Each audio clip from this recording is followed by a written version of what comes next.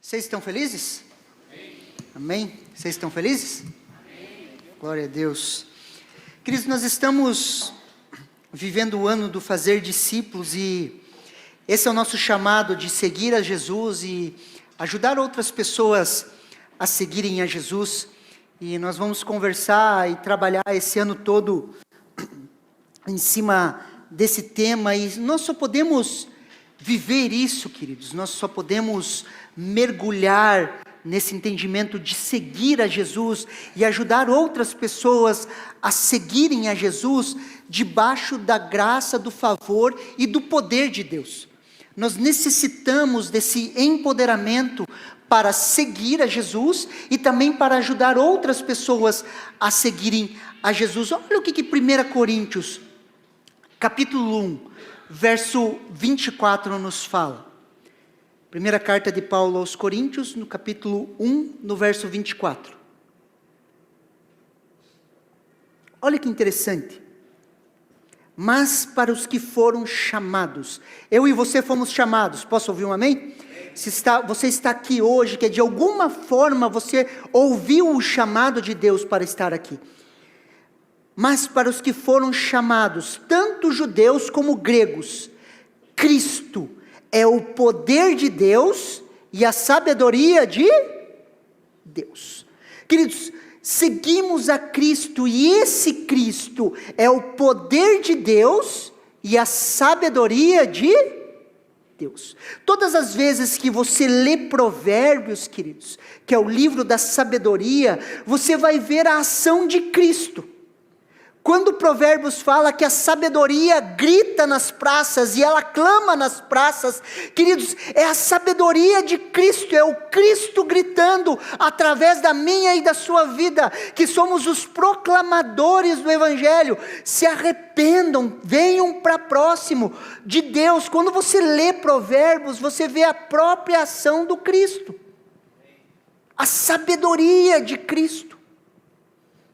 Por isso que quando você puder, pegue um mês para ler Provérbios. 31 capítulos, um capítulo por dia. A sabedoria de Deus em ação. E o reino de Deus, queridos, ele consiste nesse poder. Olha o que 1 Coríntios, capítulo 4, verso 20 nos fala. Porque o reino de Deus, ele consiste não em palavras, mas em poder. Repete assim comigo, poder. Mais uma vez, poder. Em poder. Queridos, nós não vivemos um discurso teológico ou filosófico. O reino de Deus, ele se consiste em poder. E essa palavra poder é dunamis, é poder de transformação. O Evangelho, o reino de Deus, ele é poder de transformação. O poder de Deus que transforma a vida de pessoas. O poder de Deus que transformou a minha e a sua vida. O poder de Deus para a transformação. Quando esse poder vem sobre nós, queridos, eu e você não somos mais os mesmos. Fala um amém aí, crente. Dunamis, esse poder de transformação, é TNT, a ideia explosiva. Se você colocasse dinamite nesse palco aqui, queridos, e a gente acendesse, ele explodiria, sim ou não? Nunca mais voltava ao estado original, porque houve uma transformação. Poderia ser reconstruído, mas não seria o mesmo, sim ou não? Porque dunamis é poder de transformação, é esse poder que nos transforma. Por isso que o Evangelho também é poder de Deus para a salvação.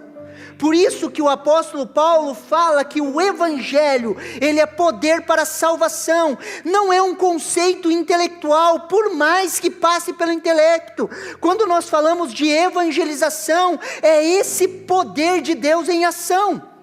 Por mais que ele passe pelo intelecto, ele não em primazia parte do intelecto.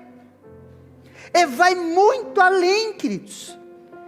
Quando você vai evangelizar, muitas vezes nós queremos dar uma aula sistemática do plano de salvação, porque muitas vezes nós queremos fazer tudo certinho, mas não é de intelecto para intelecto. A salvação, queridos, é o poder de Deus em ação, é o convencimento do Espírito Santo na alma humana. Quando nós estamos compartilhando, queridos, de forma sobrenatural, Deus toca o coração da pessoa, ilumina os seus olhos, o seu coração, e ela é salva. Posso ouvir um amém? Lembra do ladrão da cruz? Ainda hoje, você estará comigo no paraíso. Seja que ele entendia tudo, queridos, do plano de salvação? Não. Não é racional, não é um convencimento racional, não é discurso filosófico, não é na tentativa do ganho de argumentos, é através da ação do Espírito Santo nas nossas vidas. Estava conversando com o Jacques a respeito do dia que ele foi salvo. O Jacques estava em um lugar ali, estavam falando, de repente ele falou assim: eu quero ir lá para frente. Falou, foi, começou a chorar, foi lá para frente. Perguntei para ele: você sabia dizer o plano de salvação? Ele falou: não. Mas aquele dia eu tenho certeza que eu fui salvo. Quando os teus olhos se abriram, você não tinha a sistemática toda, queridos, e ninguém precisa, por isso que nós não precisamos dar aula de sistemática na evangelização. Isso pode vir depois, mas a evangelização, queridos, é o poder de Deus tocando a vida de outra pessoa. Por isso que o evangelho é poder de Deus para salvação. Quando você foi salvo, você sabia tudo? Não. Algo pegou você por dentro, sim ou não? Pegou você por dentro, queridos, apertou ali você por dentro, você nem sabia, e de repente você começou a chorar, algo aconteceu. Esse poder, queridos, que nos leva a ser testemunhas de Jesus. Olha o que Atos capítulo 1, do versículo 4 ao 8 nos fala. Olha que interessante, queridos, preste atenção. E comendo com eles, deu-lhes essa ordem. Aqui Jesus já estava ressurreto.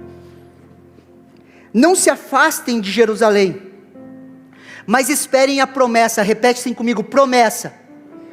Esperem a promessa.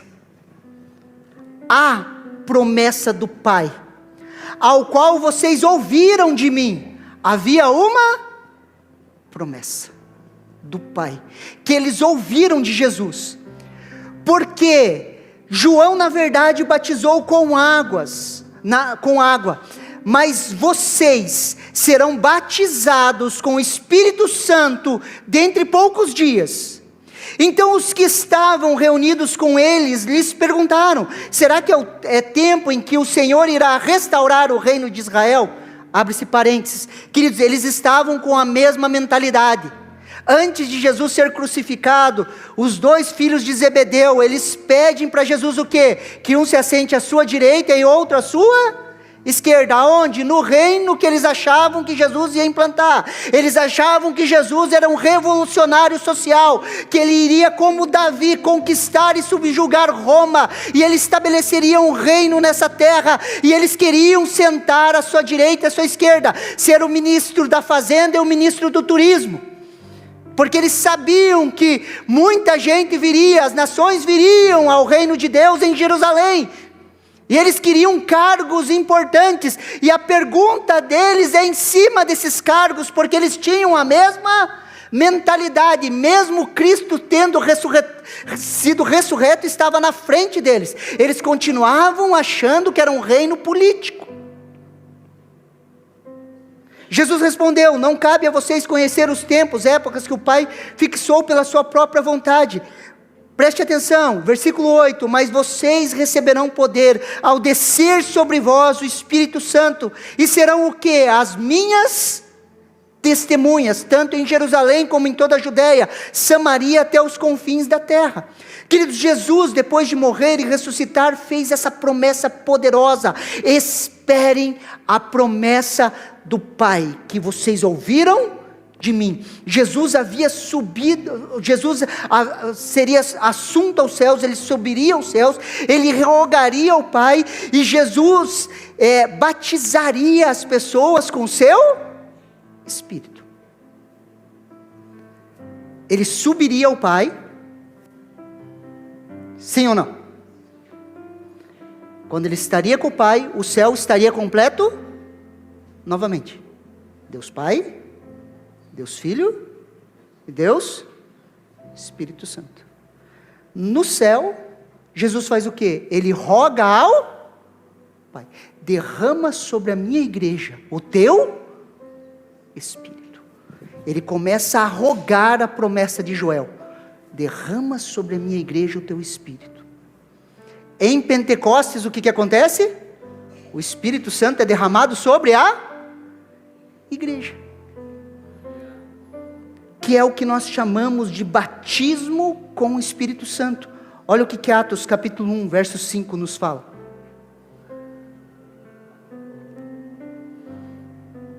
Porque João, na verdade, batizou com água, mas vocês serão batizados com o Espírito Santo dentro de poucos dias.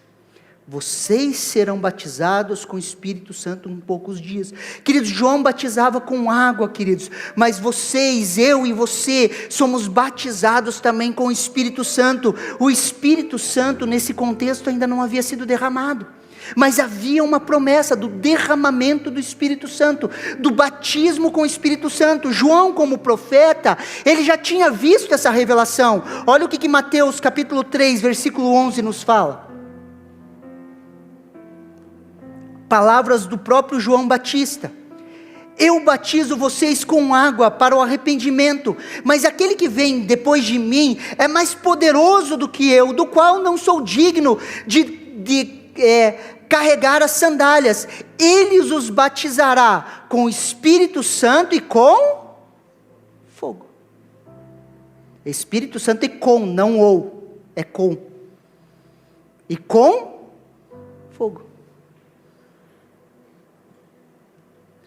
João Batista, queridos, como profeta, ele já tinha visto o derramar do Espírito Santo, aonde ele afirma: aquele que vem depois de mim, aquele que em Cristo Jesus, que é mais poderoso do que ele, João, e esse Cristo batizaria com o Espírito Santo e com fogo.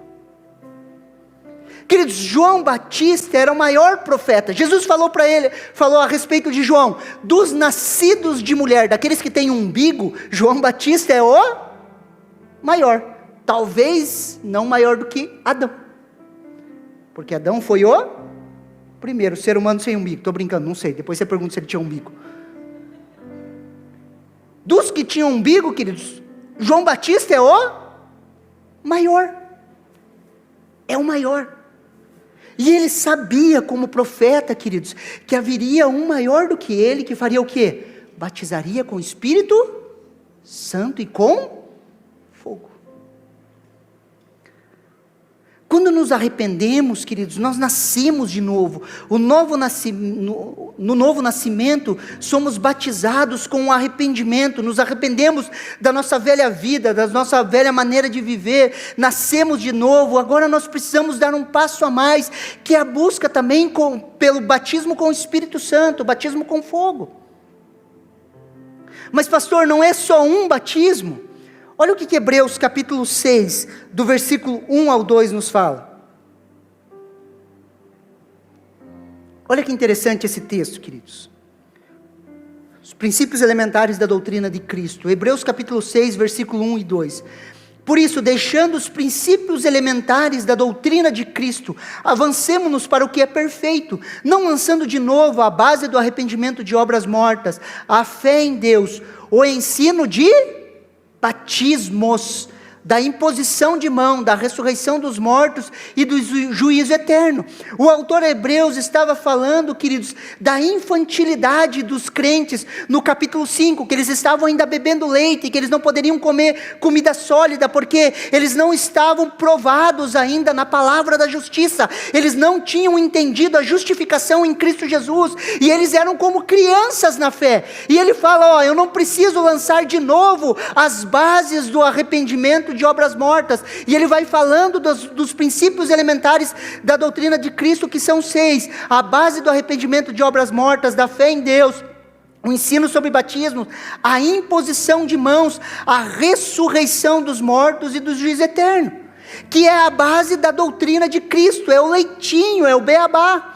É o entendimento que nós precisamos se arrepender das nossas obras mortas, de colocar a nossa fé em Deus, do ensino sobre os batismos, da imposição de mãos, e é por isso que nós impomos as mãos na vida das pessoas, tanto na igreja como nos grupos familiares, da ressurreição dos mortos, não de trazer ressurreição a mortos, mas sim de como a ressurreição dos mortos vai acontecer, e do juízo eterno, que é a prestação de contas diante do trono branco de Cristo Jesus, aonde todas as nações vão prestar contas a um justo juiz, que é o juízo eterno, o grande e terrível dia do Senhor, grande para aqueles que são salvos, terrível para aqueles que vão ser condenados.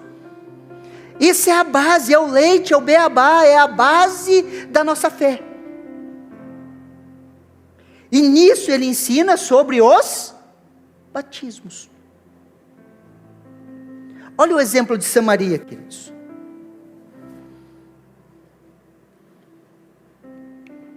Quando o apóstolo, Atos capítulo 8, do versículo 14 ao 17. Atos 8, do 14 ao 17. Quando os apóstolos que estavam em Jerusalém ouviram que o povo de Samaria tinha recebido a palavra de Deus, enviaram-lhes Pedro e João. Chegando ali, o povo já tinha recebido a palavra, posso ouvir um amém? Já tinha crente ali, já tinham nascido de novo, já tinham recebido a palavra.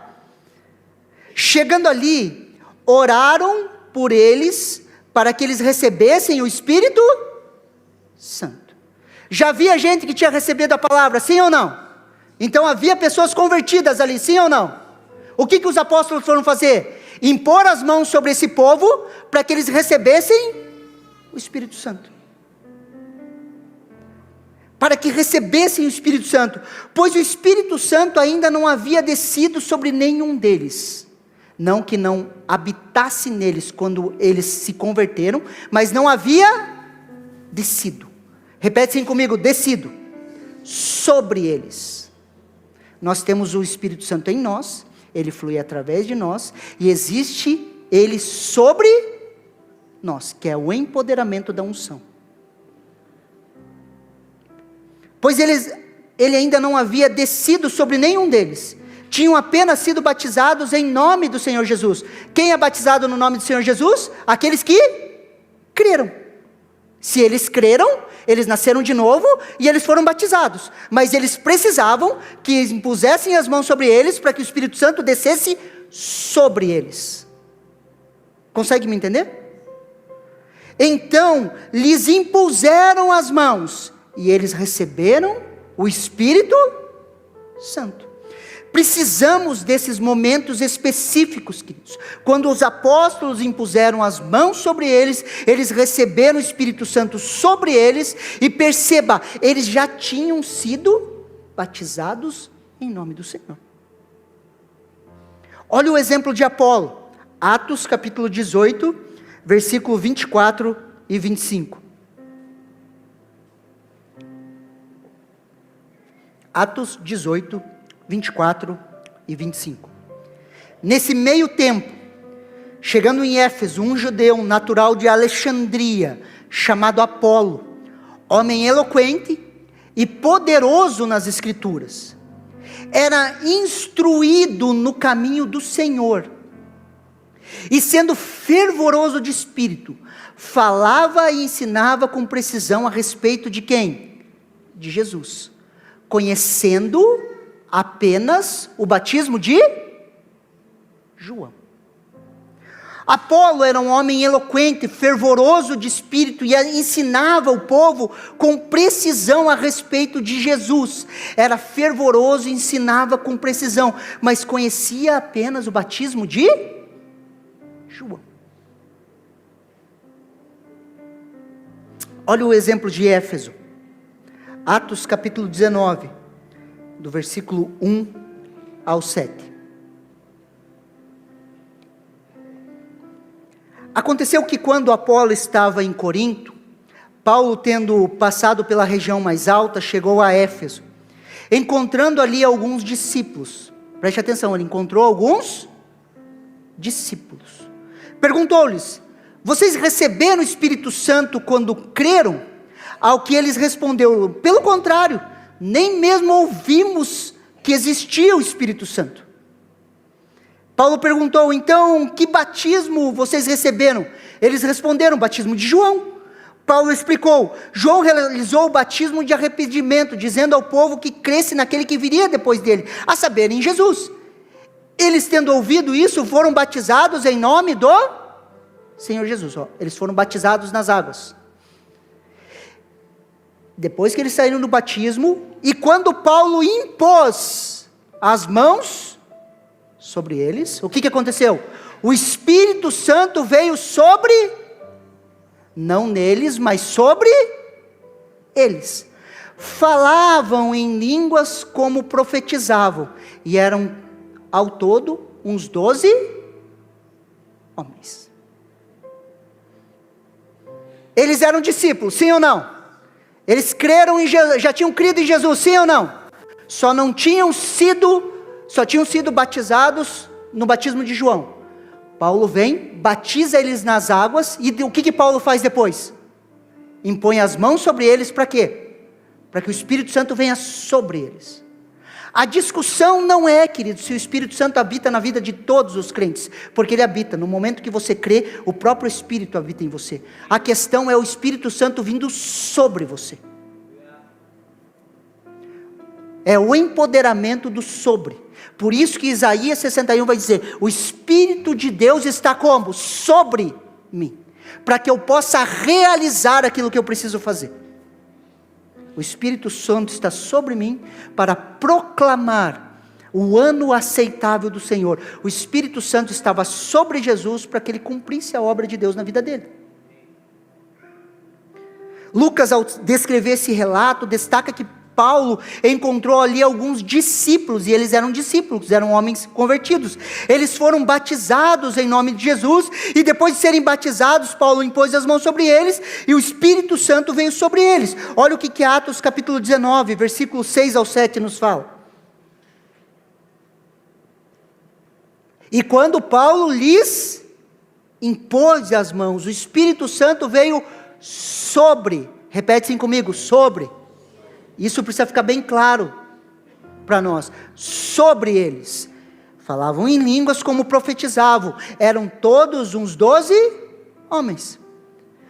Pastor, mas por que isso é importante? Atos capítulo 1, versículo 8. Mas vocês receberão poder. Repete assim comigo, poder.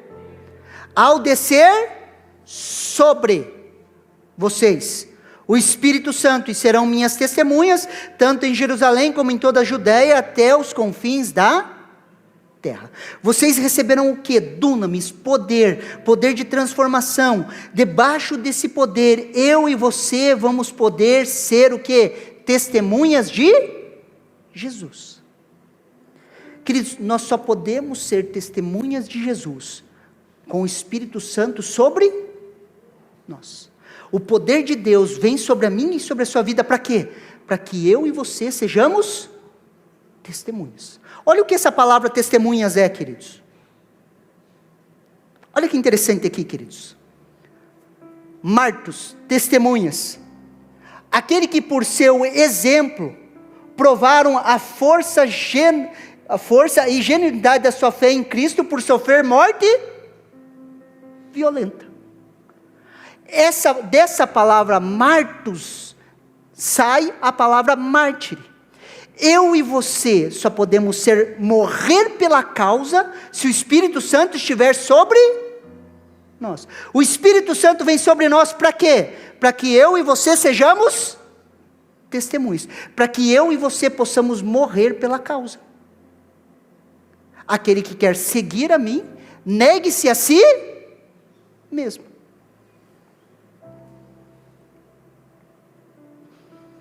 O empoderamento, queridos, o Espírito Santo sobre nós, o objetivo é nos tornar testemunhas, martos ou mártires pela causa de Cristo, no empoderamento para viver uma vida de entrega e de renúncia, uma vida de testemunho. Preste atenção aqui em mim, por favor, preste atenção aqui em mim. Em uma cosmovisão, queridos, do sistema que nós vivemos hoje, individualizado, capitalista, do acúmulo, da vida boa, da ideia do consumo, da ideia de uma vida estável, da ideia de uma vida confortável, queridos. A gente adaptou o Evangelho a isso. Até na ação do Espírito Santo. Muitos leem que o Espírito Santo vem sobre nós para que eu possa ter as minhas conquistas, para que eu possa conquistar as minhas coisas, mas o Espírito Santo vem sobre nós para eu e você sermos testemunhas. O empoderamento, queridos, não é para a gente girar aqui, acontece, o mover acontece, vai acontecer no final do culto, nós vamos orar, impor as mãos, o Espírito Santo vem, ele pode tocar as nossas emoções, pode, queridos, acontece, só que a ideia é nos empoderar para ser o quê? Testemunhas de Cristo. E a gente acha que esse empoderamento, queridos, é para a gente viver uma vida melhor, não é, queridos, não é. Posso ouvir um amém? Jesus teve essa experiência. Jesus teve uma experiência sobrenatural no seu batismo. Os céus se abriram. E quando os céus se abrem no batismo de Jesus, eles não se fecham mais. Lembra quando Isaías falava, se fendesse os céus e descesse? Lembra? Deus abriu o céu, sim ou não? No batismo de Jesus. O Espírito Santo desceu, sim ou não? O céu nunca mais se fechou. Aleluia.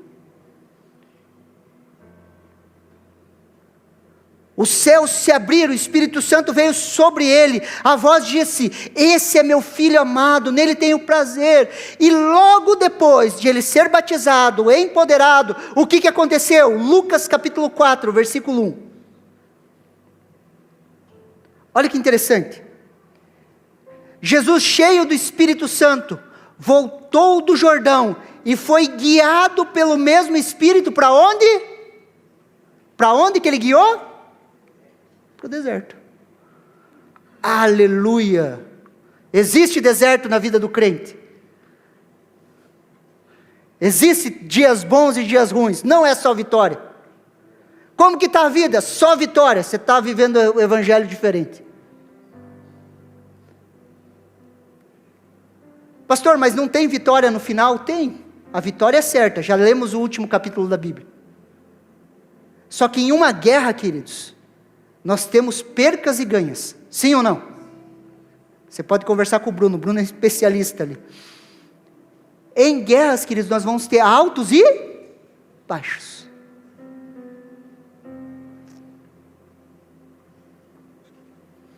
Jesus, cheio do Espírito Santo, foi guiado ao deserto para quê? Para ser tentado por Satanás.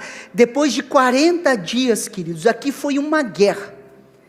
Queridos, esses 40 dias, queridos, a Marvel não conseguia produzir uma cena de guerra como aquela que estava acontecendo ali. Jesus sendo tentado por todo o inferno, uma guerra entre anjos e demônios, se a gente conseguisse ver, ia ser uma coisa, quase um filme de ação, assim. 40 dias, queridos, sendo tentado por Satanás, uma grande guerra, algo diferente aconteceu. Jesus sai do deserto, Lucas capítulo 4, versículo 14. Então Jesus, no que? No poder do Espírito, ele entra cheio do Espírito no deserto, e sai no poder do Espírito, regressou para a Galileia, e a sua fama correu por toda a circunvizinhança. Ele entra cheio do Espírito, sai debaixo do poder do Espírito. Ele entra cheio do Espírito, e do deserto ele sai cheio do poder do Espírito, e logo depois a sua fama se espalha, seu ministério começa, e nós precisamos andar debaixo do poder do Espírito. toda guerra que você vence, preste atenção aqui, toda guerra que você vence, queridos, na sua família, na sua área financeira, todas as guerras que você vence, vence mesmo, você sai debaixo do poder do Espírito naquela área, e você consegue falar com autoridade sobre aquilo. Por isso, não comece a falar de áreas que você não venceu, vença primeiro, permita o deserto da provação na sua vida nas áreas. Consegue me entender? Olha o cumprimento da promessa de Atos capítulo 1, versículo 8, em Atos capítulo 2, do versículo 1 ao 4. Ao cumprir-se o dia de Pentecostes, estavam todos reunidos no mesmo lugar. De repente veio do céu um som, como um vento impetuoso, e encheu toda a casa onde estavam sentados, e apareceram-lhes distribuídas entre eles línguas como de fogo, as quais pousaram sobre cada um deles, e todos ficaram cheios do Espírito Santo, começaram a falar em outras línguas, segundo o Espírito lhes concedia que falasse. Queridos, ao cumprimento do Pentecostes, Pentecostes era a festa de comemoração do recebimento da lei, queridos. 50 dias depois da Páscoa, eles estavam reunidos no mesmo lugar, e de repente todos ficaram cheios do Espírito Santo e começaram a falar em outras línguas. E qual que foi o resultado disso? Atos capítulo 2, do versículo 13 ao 14. Outros, porém, zombavam e diziam: esses estão bêbados. Então Pedro se levantou junto com os 11 e erguendo a voz, dirigiu-se à multidão nesses termos: homens da Judeia e todos vocês que moram em Jerusalém, tomem conhecimento disso e prestem atenção no que eu vou dizer. O Espírito Santo veio sobre eles, as pessoas começaram a olhar, queridos, e começavam a zombar. Esses caras estão bêbados, queridos. Quando o Espírito Santo se move em algum lugar, e muitas vezes isso acontece, quando isso acontece, queridos, quem entra entende muitas vezes o que está acontecendo, quem fica de fora olhando vai ficar zombando. Queridos, no meu encontro face a face com Deus, eu nunca bebi na vida, nunca tomei um porre, nada. Se eu tomei uma lata de cerveja ao todo na minha vida é muito, eu nunca bebi. Quando impuseram as mãos sobre mim, queridos, eu não conhecia, nunca tinha visto aquele troço, Deus me perdoe, aquele mover, eu olhando aquilo lá, eu falei, os caras, eu tinha acabado de vir de um campeonato de capoeira, eu falei, não, se me empurrar, empurra nada, parei assim, eu falei, não caio nem com chute, vou cair com alguém me empurrando, fiquei parado, coloquei a base, fiquei parado, começaram a orar, e eu falei, não caio, não vão me empurrar. A pessoa que estava orando, ela falou assim, por que você resiste? Eu só pensei, Deus, se for do Senhor, eu quero. Puf. Queridos, o gaúcho estava lá, eu lembro do gaúcho, não sei se ele lembra. Eles levantavam, eu fiquei bêbado, de ficar tonto, assim, eu falei, eu acho que eu estou bêbado, nunca fiquei bêbado na vida, mas eu acho que essa é a sensação. Me colocava em pé, eu caí de novo, porque eu estava bêbado no Espírito. Aí eu entendi o que eles falavam, zombavam porque pareciam bêbados.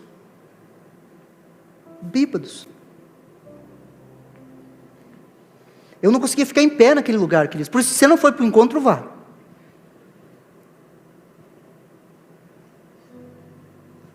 Eles diziam que estavam bêbados, porque parecia, queridos, eu fiquei de porre, nunca mais aconteceu, foi uma vez só, nunca mais tive essa experiência, mas fiquei de porre, queridos, voltei para casa às 11, eu falei, meu Deus, o que é isso? A igreja virou de ponta cabeça, a gente vinha de uma igreja tradicional, eu falei, meu Deus, a igreja, que troço que é esse?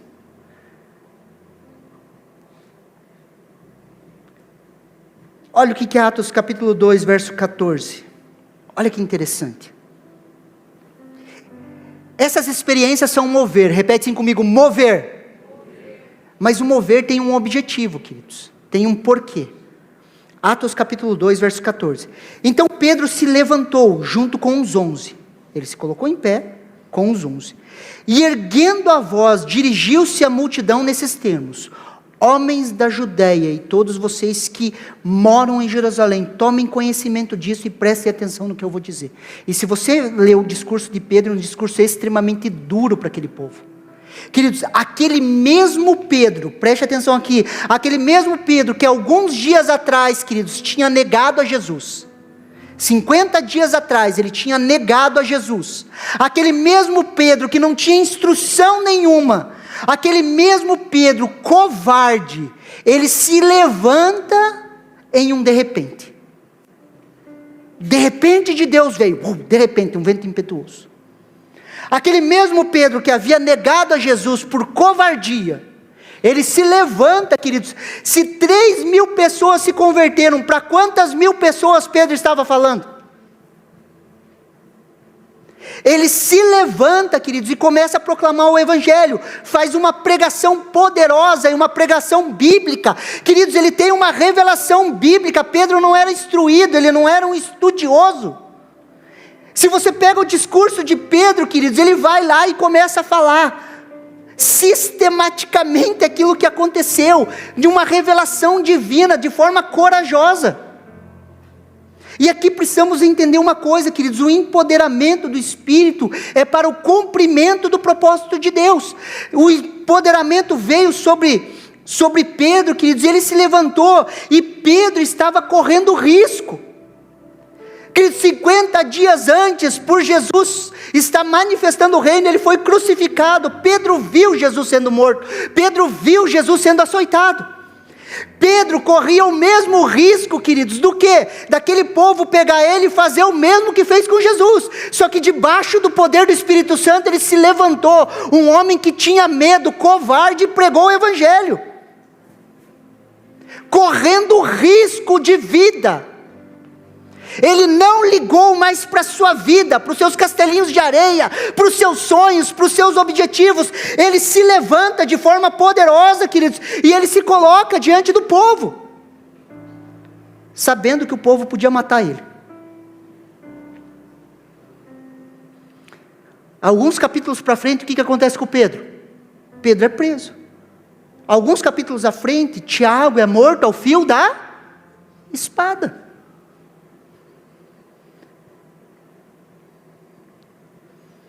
Aqui Pedro estava correndo risco, queridos.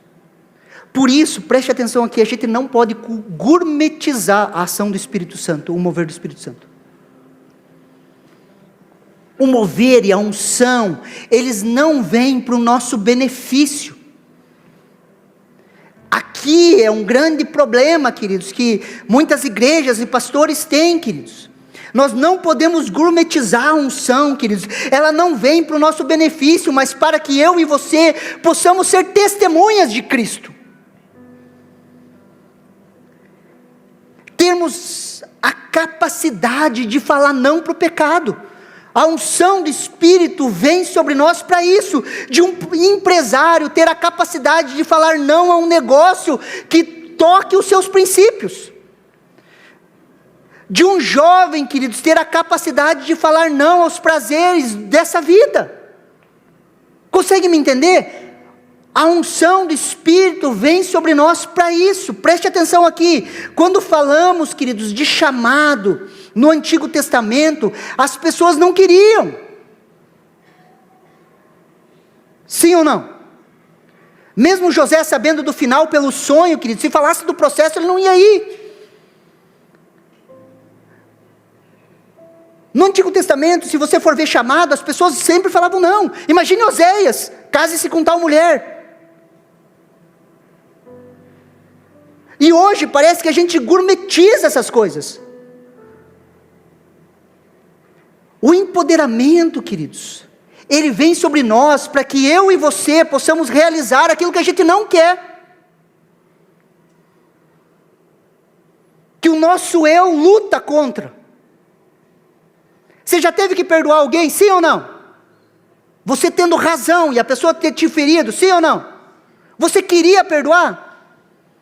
O Espírito Santo veio para quê? Para que você fizesse aquilo que você não queria. Por isso que chamado, queridos, não é uma meta de realização pessoal. Preste atenção aqui. Chamado não é uma meta de realização pessoal, queridos, de autorrealização.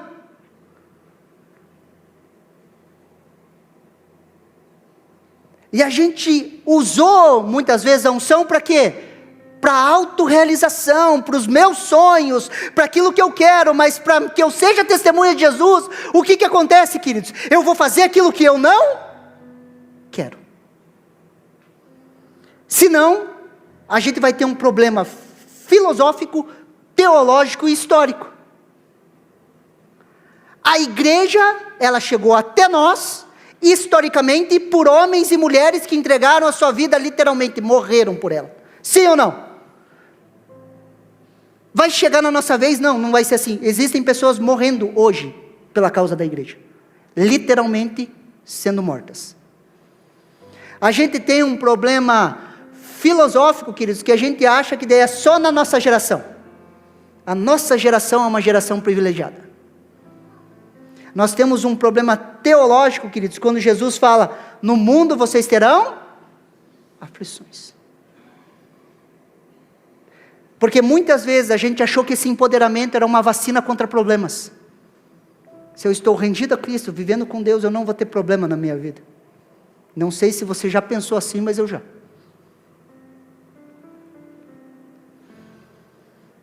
Consegue me entender, sim ou não? Qual que é o resultado desse empoderamento? Atos capítulo 2, versículo 34 ao 41. Quando ouviram isso, ficaram muito comovidos e perguntaram a Pedro e aos demais apóstolos, o que faremos, irmãos? Pedro respondeu, arrependam-se, e cada um de vocês seja batizado em nome de Jesus Cristo, para a remissão dos pecados, e vocês receberão o dom do Espírito, porque a promessa é para vocês e para os seus filhos. Qual que é a promessa? O dom do Espírito. O Espírito Santo vindo sobre eles. Para os seus filhos e para todos os que ainda estão longe, isso é, para todos aqueles que creem, aqueles que o Senhor nosso Deus chamar. Com muitas outras palavras, deu testemunhos e os exortava dizendo, salvem-se dessa geração perversa.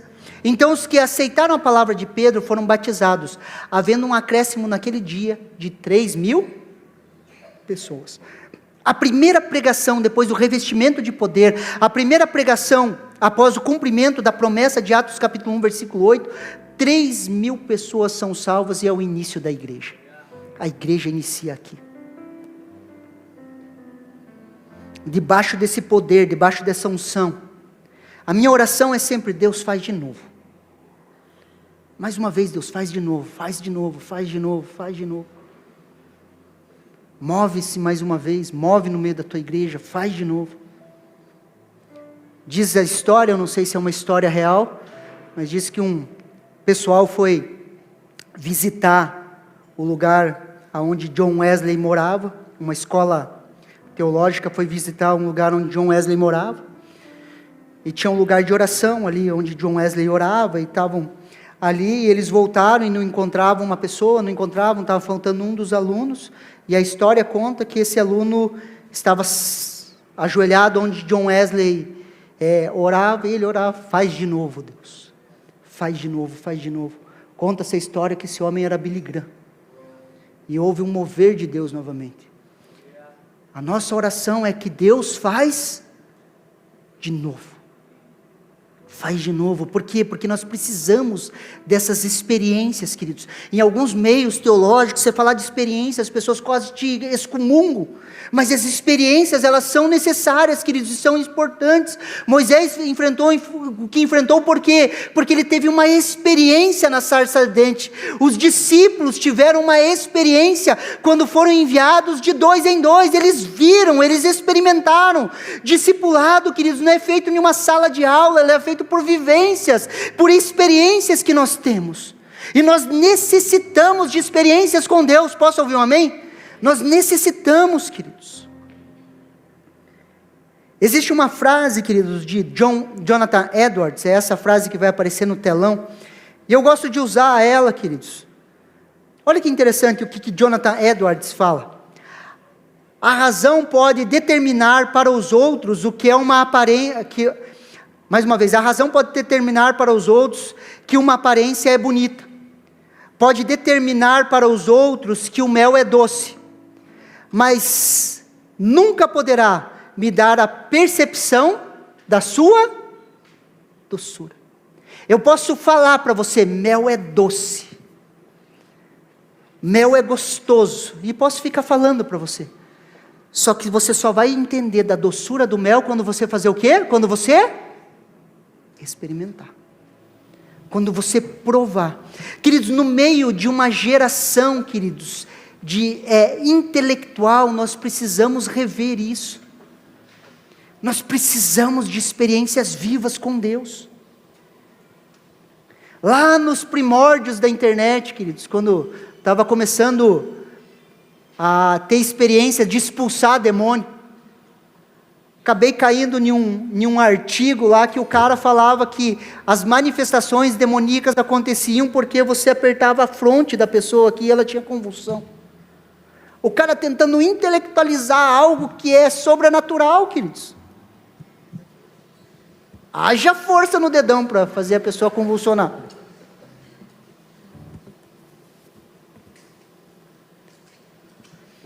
A experiência, queridos, nos confirma na caminhada. Consegue me entender?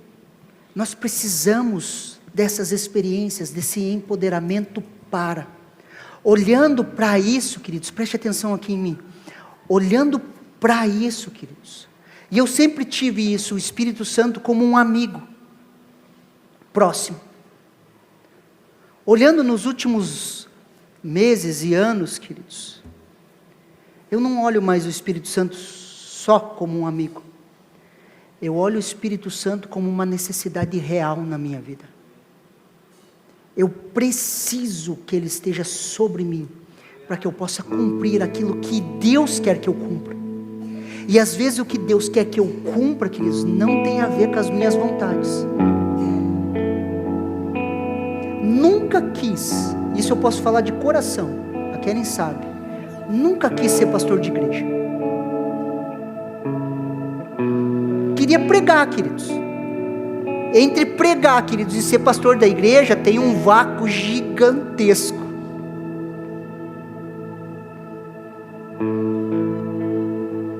O Espírito Santo, Ele vem sobre nós, para que eu e você possamos ser testemunhas, para que a gente saia da vida que nós estamos, e possamos ir para a vida que Deus tem separado para nós.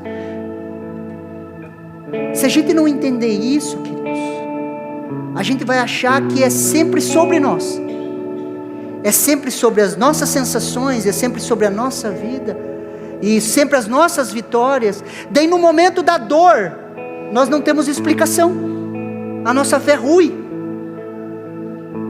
porque de alguma forma a gente achou que era sobre nós, sobre as nossas vitórias. Eu queria, queridos, falar para você que Deus só tem vitória para a sua vida. Queria muito, mas eu não posso, porque eu estaria sendo desonesto com você. A vida é feita de altos e baixos, e a vida é feita de dores, e é nessas dores que o Espírito Santo vem sobre nós e nos conduz. Por isso que ele se torna uma necessidade nesse mundo de louco, para que eu e você possamos caminhar com Deus. Não tem a ver com poder, unção, fogo, não é isso, queridos. É isso também, mas não é só isso. É a capacitação, para que nos momentos difíceis, eu e você possamos dizer sim para Deus, e não a negar o Cristo que nós amamos. É a capacitação, é um empoderamento que apaga todos os outros amores e nos faz olhar para um só, que é Cristo Jesus. Nós necessitamos do batismo do Espírito Santo. Para quê?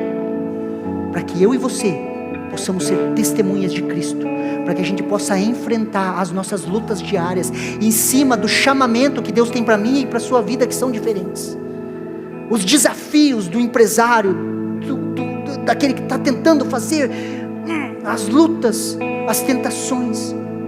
Consegue me entender? A dor da perca, o Espírito Santo sobre nós. colocar em pé, queridos?